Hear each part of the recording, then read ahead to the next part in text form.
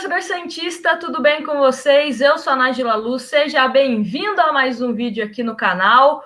E agora é hora de pré-jogo, pois o Santos enfrenta o Cuiabá fora de casa, sábado, às 21 horas. O Santos que busca aí mais uma vitória no Campeonato Brasileiro, a última vitória do Santos na competição foi contra a Chapecoense em 1º de agosto. Estamos indo há mais de um mês já, né? Faz mais de um mês que o Santos não consegue vencer no Brasileiro. Está na 12ª colocação com 22 pontos, 4 acima do primeiro time que está na zona de rebaixamento. Então o Santos precisa começar a ligar aquele sinalzinho de alerta, voltar a vencer, para deixar nós, torcedores, mais tranquilos em relação ao futuro do Santos no Campeonato Brasileiro. Vamos comentar sobre a provável escalação, os relacionados, os desfalques que o Santos tem para essa partida. Mas antes, eu quero te dar uma dica muito bacana, que é para você baixar o aplicativo da OneFootball, o melhor aplicativo de futebol do mundo. Lá você encontra escalações, notícias do Santos sempre atualizadas, estatísticas que nós sempre colocamos aqui, né, nos vídeos de análise de pós-jogo, e a Bundesliga ao vivo e totalmente gratuito. Então, para você ter tudo isso e também informações de outros clubes, outros campeonatos, só você baixar o aplicativo através do link na descrição, beleza? E bom, vamos começar a falar sobre esse Cuiabá e Santos que se enfrentam. Vale ressaltar que o Cuiabá está na 15ª colocação com 21 pontos, né? A última partida do primeiro turno. Então, é aquele famoso jogo de 6 pontos, onde Santos precisa vencer, Cuiabá precisa vencer. O Santos tem um tabu também para quebrar, e geralmente quando o tabu não é muito a favor do Santos, talvez pode dar sorte, né? Quando é a favor, a gente fica com o pé atrás. Mas o Santos nunca venceu o Cuiabá jogando fora de casa. Então, quem sabe a gente não quebra esse tabu. Sabadão, dia 4 de setembro, dia do meu aniversário, hein, Santos? Olha o presente que vocês podem me dar. Então, espero que seja um presente favorável. Bom, vamos começar falando sobre os desfalques para essa partida. O setor que é mais desfalcado para esse jogo é o setor defensivo do Santos, por conta dos zagueiros que estão fora e também de uma ausência de última hora, que é a ausência do Madison, né? O Kaique e o Luiz Felipe seguem se recuperando, né, de lesões. O Marinho também, né, visando o ataque, segue ainda melhorando a parte física, assim como o Tardelli que está no bid, mas está nessa fase de recondicionamento físico. O Velasquez, ele não conseguiu aparecer no bid a tempo, então é um desfalque. Talvez o Velasquez consiga fazer sua estreia a partir do jogo contra o Bahia, visto que na Copa do Brasil ele também não foi inscrito a tempo, então não tem condições de jogo, né, para a Copa do Brasil, que é no dia 14 de setembro contra o Atlético Paranaense, o jogo da volta. Mas, dito isso, né, dito esses desfalques, vamos então aos relacionados do Santos. Vou colocar aqui na tela para vocês acompanharem. O Santos que tem algumas novidades, até mesmo de ausências, né, entre os relacionados que a gente vai comentar aqui. Bom, vamos lá então falar dos relacionados. Goleiros, João Paulo, Jandrei e Diógenes. Só fazer uma observação, tá? Não entendo a necessidade de colocar 3 goleiros. Mas enfim. Defensores, Pará, Felipe Jonathan, Moraes, Robson Reis, Wagner Leonardo e Danilo Boza. Meio-campistas, Carlos Sanches, Ivonei, Augusto Galvão, Gabriel Pirani, Vinícius Anocelo, Camacho, Giamota e Luiz Henrique. Uma observação para a ausência de Vinícius Balieiro, que ainda está num processo de renovação com o Santos. Não dá para a gente afirmar.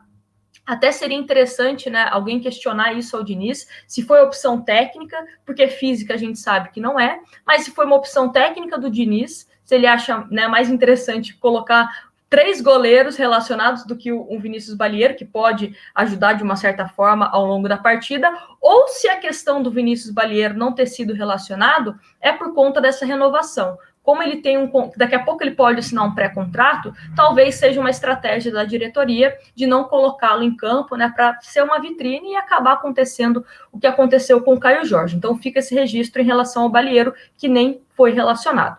Aí no ataque temos as opções de Léo Batistão, né, deve fazer a estreia dele, Raniel, Bruno Marques, Marcos Guilherme, Lucas Braga e Marcos Leonardo. Vale ressaltar que o Ângelo está com a seleção de base, inclusive deu uma assistência muito bacana, muito bonita, o Ângelo. Mas enfim, né, esses são os relacionados do time do Santos, e vamos agora à provável escalação do Santos de acordo com o Globoesporte.com, né? O último Santos que treinou antes dessa partida contra o Cuiabá. João Paulo, Pará, né? Porque o Madison, ele também é um desfalque, ele acabou sentindo problemas articulares, né? Então tá fora para fazer a parte de recondicionamento físico. Robson Reis, né? Por conta dessa saída do Luiz Felipe, por conta de lesão também.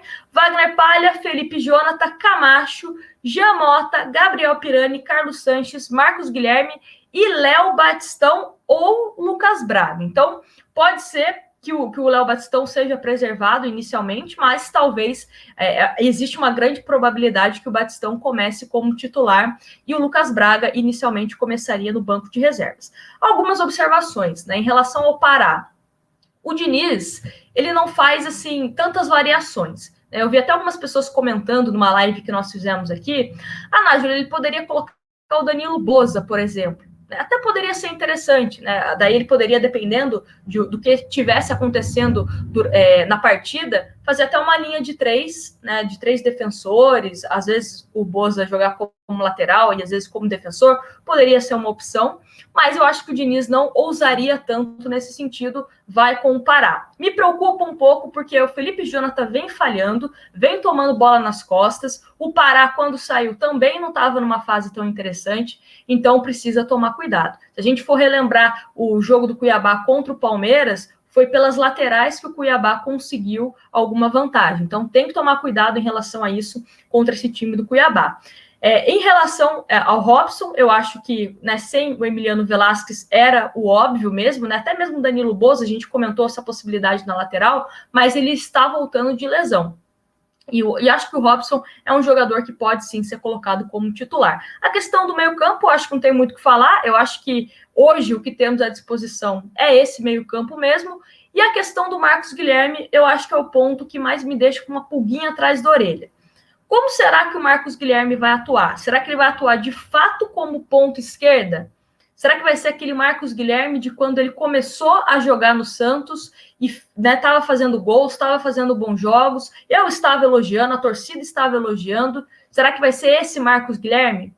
Ou será que vai ser aquele Marcos Guilherme que fica batendo tiro de meta para o João Paulo? Então fica essa dúvida. Será que vai ser o Marcos Guilherme que não terá uma posição de ponta? Vai estar sempre em várias posições do campo, mas não onde ele deveria estar? Fica esse questionamento. Em relação ao Léo Batistão, é uma primeira partida para a gente observar principalmente o posicionamento dele, porque ele é um jogador, quem assistiu os vídeos, né, que eu comento sobre o Batistão, eu falo que ele é muito versátil, ou seja, ele pode atuar como centroavante, mas ele não é aquele centroavante pesadão. Ele é aquele centroavante que tem mais mobilidade, ele consegue cair pelas beiradas, consegue, se necessário, dar uma recuada para ajudar na construção das jogadas, então não é um cara tão pesado, digamos assim. Então fica essa minha curiosidade como que o Léo Batistão será postado nesse estilo de jogo do Fernando Diniz e a questão do Lucas Braga. Né? Eu, particularmente, teria colocado o Lucas Braga como titular e o Marcos Guilherme como uma opção até que interessante, né, para o segundo tempo. Utilizar a velocidade, quando os jogadores do Cuiabá estiverem mais cansados, eu faria isso. Mas vamos ver como que fica isso em campo. Como eu falei, na minha opinião, é obrigação do Santos vencer o Cuiabá. Precisa dar uma resposta positiva ao seu torcedor. Não interessa mais uma derrota, não interessa um empate, não interessa jogar bem, mas infelizmente não conseguimos a vitória. É vencer. Como o Santos vai fazer isso? Não sei, mas precisa vencer o Cuiabá. Precisa dar essa resposta, porque o Santos terá uma sequência contra times que estão próximos na tabela. O Santos vai pegar o Cuiabá, vai pegar o Bahia, vai pegar o Ceará, depois pega Fluminense, depois pega São Paulo. Times que, em termos de pontuação, estão parecidos com o Santos. Né? Até se você olhar na tabela, você fala, às vezes está um pouco longe. Mas se você olha na pontuação, a diferença é muito pequena. Então, é o famoso jogo de 6 pontos que o Santos terá daqui para frente com outros times também. Mas eu quero saber qual é o seu palpite para esse jogo entre Cuiabá e Santos. E lembrando, né, temos a nossa live pós-jogo. É uma live que é no dia do meu aniversário, hein? Então, eu quero estar feliz aqui comemorando duplamente uma vitória e também a vitória e o meu aniversário. Então, é isso. Quero os seus palpites aqui nos comentários. Não esqueça de deixar o seu like e se inscrever no canal caso você não seja inscrito. E te espero para o meu aniversário, para minha live. Um grande abraço para vocês e fui!